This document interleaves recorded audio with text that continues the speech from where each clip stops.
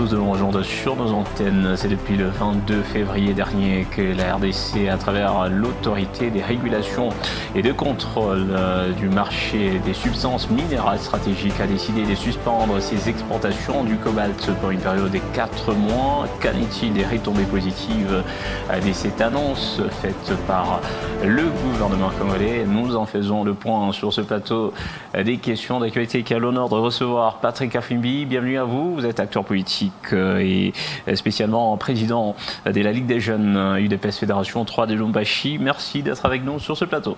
Merci pour l'invitation, monsieur le journaliste. Voilà, nous parlons de ces enjeux économiques avec cette récente annonce de l'État congolais qui a décidé de suspendre ses exportations du cobalt pour une période de 4 mois. Il s'agit d'une annonce faite à travers un communiqué datant du 22 février dernier par l'autorité des régulations et de contrôle du marché des substances minérales stratégiques. Comment accueillez-vous cette annonce en tant qu'observateur ? Oui, c'est une annonce que nous accueillons avec joie parce que c'est parmi les solutions qui peuvent être mises à exécution en vue de pallier à cette situation, parce qu'il y a en réalité un excédent sur le stock du cuivre, du cobalt, je veux dire, dans le monde. Vous êtes sans ignorer que la République démocratique du Congo, à ce jour, est le premier producteur de cobalt dans le monde. Nous avons plusieurs grands producteurs ici en République démocratique du Congo, et cela a fait en sorte que l'offre soit excédentaire par rapport à la demande sur le plan international. Du prix, évidemment, le cuivre se négociait à 90 000 $ en 2016, pendant qu'en 2022, le cuivre était encore à 80 000. Et aujourd'hui, nous sommes à 20 000 $. C'est pratiquement le quart du prix que le cuivre, le cobalt, je veux dire, coûtait il y a de cela 2 ans. Mais c'est catastrophique. Nous devons aussi réguler la production de nos ressources minières, parce qu'à ce jour ici, nous avons des producteurs, des investisseurs qui ont un appétit vorace. L'exploitation, c'est aussi un problème. L'exploitation informelle, parce que je pense que tout cela a un impact, parce qu'on n'arrive pas à contrôler, on n'arrive pas à réguler comme il se doit cette production qui devient excédentaire. Et aujourd'hui, cette réalité, elle n'est pas seulement en République démocratique du Congo. Nous avons aussi l'Indonésie qui est aussi parmi les grands producteurs. Évidemment, ils sont parmi les grands producteurs. Ils sont aussi dans cet excédent. Et nous, mis ensemble, nous sommes la cause de cette chute libre du prix du cobalt. Et je pense que, je me rappelle bien, en 2015, Glencore avait eu à arrêter pratiquement la production du cobalt. C'était pour d'autres raisons, notamment ils étaient en train de protester contre la publication de l'actuel code minier. Mais lorsque Glencore avait arrêté cette production, il y avait eu carence du cobalt sur la scène internationale. Il y avait eu carence du cobalt, et c'est là que le prix du cobalt avait grimpé jusqu'à atteindre le pic de 90 000 $. Je pense que cela est une très bonne solution à ce stade si nous... Oui, l'objectif annoncé par l'autorité des régulations, c'est pour stabiliser cette mesure des suspensions pour 4 mois à ces exportations du cobalt. Selon cette structure du ministère des Mines, RDC, c'est pour stabiliser le marché, aussi réguler l'exploitation minière informelle en particulier. Alors ici, vous parlez d'un marché surapprovisionné, mais c'est ce que les acteurs ont toujours recommandé. Il faut booster la production. Oui, on booster la production, oui, mais il faudrait qu'il y ait une régulation dans ce boost-là de la production. Nous ne devons pas avoir une surproduction qui va ramener à ce que l'offre soit excédentaire par rapport à la demande. Nous avons besoin que la demande soit toujours élevée par rapport à l'offre. C'est pourquoi nous disons qu'on doit booster la production. Mais lorsqu'on va au-delà de ce qu'on est censé faire, on se retrouve dans une situation où ce que vous avez à offrir n'a plus le même prix, parce que qu'il y en a pratiquement beaucoup sur le marché. Nous avons besoin que ce que nous achetons soit à bas prix. C'est ce que les autres ont besoin. Ils ont besoin d'acheter notre cuivre à un prix, notre cobalt à un prix réduit. Mais nous avons besoin de le vendre à un prix élevé pour que nous puissions bénéficier des dividendes. Mais la réalité actuellement est que nous sommes en train de perdre parce que le cours du cobalt est arrivé à son point le plus bas depuis, je pense, 2015-2016. Le cobalt n'a jamais atteint ce prix le plus bas. Je pense que la solution, c'est notamment ce qui a été proposé là. On doit d'abord arrêter avec l'exportation, mais deuxièmement, on doit aussi réunir tous ces investisseurs. Tous les autres produits. Évidemment, ce principe est applicable à tous les autres produits. Mais pour la RDC, par exemple, il y a beaucoup de produits où la surproduction est souhaitée. Oui, il y a des produits où nous sommes, nous ne produisons pas suffisamment, et il y en a d'autres que nous ne produisons presque pas. Par exemple, lorsque maïs, nous allons dans le secteur agricole, oui. nous ne faisons rien. Nous ne faisons rien, nous ne produisons presque pas.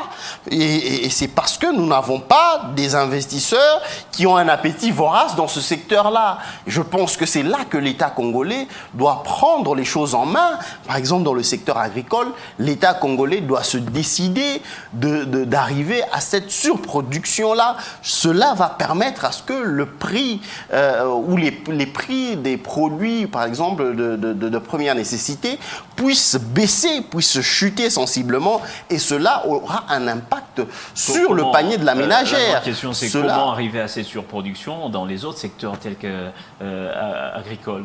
Mais je pense que l'industrialisation du secteur agricole devra être la solution. Lorsque vous quittez Lubumbashi, vous allez vers partout là-bas, vous avez des centaines, des milliers d'hectares, des terres qui sont inexploitées et qui n'attendent que les entreprises minières pour aller creuser. Mais ces terres-là peuvent être exploitées dans le secteur agricole. Nous pouvons cultiver. Et si nous industrialisons notre secteur agricole, je pense qu'il y aura des résultats. Et je pense qu'à l'époque, nous n'avions qu'une seule entreprise minière, la Gécamine, et lorsqu'elle était à son apogée, elle a accompli des merveilles.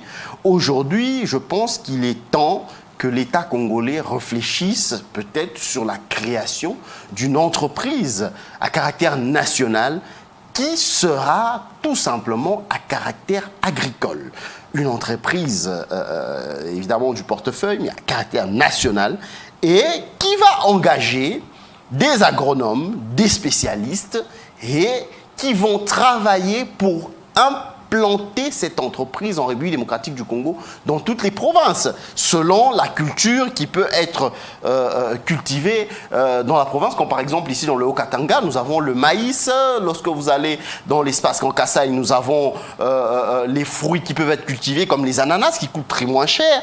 Je pense qu'on peut exploiter ce secteur-là en créant cette grande entreprise agricole qui va permettre à ce que nous puissions canaliser tous nos efforts. Je tiens d'ailleurs à féliciter le président de la République par rapport à l'initiative de faire du ministère de l'Agriculture un ministère clé. Ce n'est plus un simple ministère, mais c'est un ministère d'État. Le ministre de l'Agriculture est un ministre d'État. Tout cela pourquoi? Pour nous montrer l'utilité du secteur agricole. L'agriculture devrait même être une vice-primature. Pour nous, la République démocratique du Congo, qui n'exploitons pas suffisamment ce secteur-là. Cela va permettre à ce que nous puissions industrialiser ce secteur et commencer même à exporter pas seulement les minéraux, mais aussi du renforcement de l'économie nationale. Mais énormément. Nous avons la Zambie ici qui ne cesse d'exporter les produits de première nécessité en République démocratique du Congo. Et la Zambie se fait des millions de dollars sur le dos du contribuable congolais parce que nous ne cessons de nous approvisionner en farine de maïs, en farine de blé, même la viande, nous sommes en train d'aller acheter en Zambie pendant que nous avons cette brousse ici qui peut nous permettre d'élever des vaches, des porcs, des chèvres et tout ce qui va avec. Élever et commencer à vendre aussi et à exporter. Mais beaucoup de gens estiment que, bien sûr, nous sommes dans un contexte où il y a un appel à l'effort national pour la paix dans l'Est, la RDC qui est confrontée à un problème des pacifications des sa partie Est. Alors, les moyens pour appuyer ces efforts des guerres, c'est des moyens financiers et autres. Alors, qu'est-ce qui peut constituer une source de renforcement de l'économie nationale dans ce contexte? La revanche du sol sur le sous-sol, c'est un principe, mais nous devons le mettre à exécution, ce principe-là. Nous ne devons pas continuer à penser que c'est dans les mines qu'il y a seulement l'argent. Lorsque tous ces investisseurs auront épuisé nos ressources minières et qu'ils vont partir, qu'est-ce qu'ils vont nous laisser? Des trous? Ils vont nous laisser des vides. Nous n'aurons même pas des endroits où aller cultiver. Je pense que c'est le moment aujourd'hui que nous commencions à réfléchir effectivement et efficacement, de manière efficiente, sur cette revanche. Nous devons réfléchir sur comment nous allons booster le secteur agricole de la République démocratique du Congo. Et je pense que nous sommes là pour donner des idées. Nous ne sommes pas, évidemment, agronomes, mais nous sommes là pour donner des idées à ceux qui sont du domaine, pour permettre à ce que ce secteur-là puisse amener les dividendes à la République démocratique du Congo. Vous avez des pays comme la Côte d'Ivoire qui sont pratiquement premier producteur mondial du cacao, mais c'est l'agriculture. Et aujourd'hui, ils sont en train de dicter, de faire la loi dans ce secteur. Récemment, la Côte d'Ivoire a décidé d'arrêter avec la surproduction pour que le prix du cacao puisse remonter sur la scène internationale. Et cela s'est fait. Je pense que nous pouvons aussi faire pareil dans le secteur agricole et ne pas seulement nous focaliser sur le secteur minier. Et même la pêche. Nous avons la pêche en République démocratique du Congo qui est jusqu'à ce jour pas industrialisée et qui est jusqu'à ce jour non régulée. Nous avons des cours d'eau comme le lac Tanganyika qui sont inexploités jusqu'à ce jour. Lorsque vous allez dans le lac Tanganyika, le côté de la Tanzanie, du Burundi est tellement exploité que les poissons quittent de ce côté-là pour venir du côté de la République démocratique du Congo où nous n'exploitons presque pas. Nous n'avons pas de pêche industrialisée ici en République démocratique du Congo. Et nous sommes en train de chercher à aller à chaque fois acheter du poisson à l'étranger pendant que Dieu nous a dotés de tout ce qu'il faut pour être un pays indépendant et un pays poumon pour l'Afrique et pour le monde. Nous avons d'autres minéraux. Je ne pense pas qu'il n'y a que le cobalt que nous sommes en train d'exporter à ce jour. Mais nous pouvons, encore une fois, booster peut-être l'exportation des autres minéraux et évidemment penser à exploiter les autres secteurs, notamment le secteur agricole, le secteur piscicole et même celui de l'élevage, et même le tourisme qui, en République démocratique du Congo, est encore inexploité. Voilà, c'était vos recommandations pour compenser cette annonce. Vous avez également analysé les retombées positives de cette annonce des suspensions des exportations du cobalt en RDC par le gouvernement congolais. Monsieur Patrick Afumbi, c'était un honneur de vous avoir reçu sur cette question d'actualité. Je rappelle que vous êtes acteur politique et plus spécialement président de la Ligue des Jeunes UDPS Fédération 3 de Lubumbashi. Merci encore une fois d'avoir été avec nous. Merci pour l'invitation, monsieur le journaliste. C'est toujours un plaisir. Un plaisir, c'est encore un plaisir de vous retrouver prochainement. Mesdames, Messieurs, par ici s'achève votre émission. Au revoir et à la prochaine.